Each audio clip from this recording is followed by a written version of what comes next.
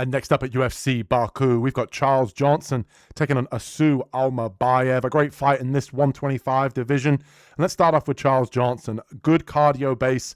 Obviously a guy that wants to be able to push a pace, not known for his one-shot power, but if he catches you at the end of his punches, due to his leverage at 5'9", big for the weight class, he can definitely put you out. He is a guy that will look to drag you into deep waters. He's not necessarily known for his overall submission game, but he does mix in grappling at times. He does have good wrestling and good takedown defense, and obviously at 5'9", he is very difficult to take down and hold down. Asu Almabayev, obviously we know what he wants to be able to do. He wants to come in and mix in his grappling. He throws that big overhand right to set up some of his takedowns, and if you don't mind that overhand right, it will catch you at times. Obviously looking to find submissions, ultimately looking to get you to the ground and control you. And I think he's going to have a difficult time here against Charles Johnson, being able to control him on the ground. But I'm going to say that Asu Almabayev is going to be the pick in a slight lean here. I think he can mix in the grappling and have enough top control here to win rounds and ultimately control Johnson as the fight goes on. I think on the feet, he's not going to have the power to be able to back up Asu Almabayev and get the respect. Johnson, not known for that one-shot power, allows Asu to be able to stalk his opponent. And I think if you go back and look at the Manel Kopp fight for Asu Almabayev, he was the one on the back foot, which made it difficult for him to set up his takedowns and really get his striking and his overall wrestling game going. Being backed up against a fence for a wrestler makes it difficult to shoot in takedowns.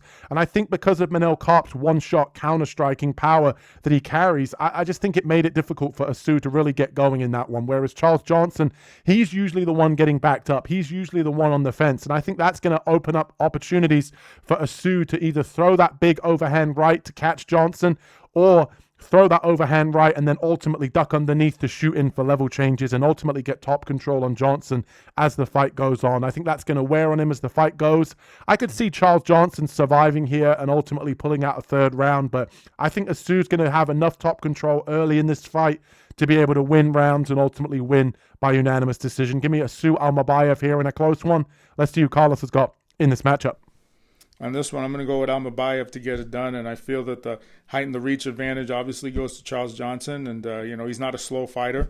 He's always moving. He's got good speed, good hand speed, high volume, and that's going to cause an issue for Almabayev. Almabayev's going to need to time him very well, come past the jab, slip past it, just to get into those hips, learn to cut off the ring, anything, just to be able to get that body lock, get control of him, get the takedowns, and keep going for those mat returns or find a way to cut the ring off. But it's not going to be easy. Like we said, volume, that's Charles Johnson. He's going to come in. He's got the cardio. He's going to keep pushing the pace, and he's going to start landing those long strikes. And I just feel that once he starts to get his flow going, it's going to be very dangerous for Almabayev because he might run into a knee or an uppercut or, anything that he doesn't see coming because Johnson's always going. And I just think Johnson, if he gets taken down, I'm not going to say if, when he gets taken down, I feel that, he gives up his back sometimes just to be able to get back to his feet. And it does work for him. And then at times against higher level grapplers, it doesn't work for him. And that's not something you want to do with somebody like Almabayev.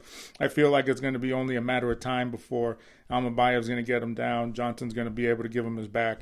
And he's going to be able to at least get that figure four, control him if he doesn't get the submission, because just because he gets his back doesn't mean that the fight's over. And, Johnson, he's savvy. He's fought out of worse situations, but when you see that he's able to give up his back, I feel Almabayev's going to find a way to get that back, and he's going to be able to ride him for the rest of the round.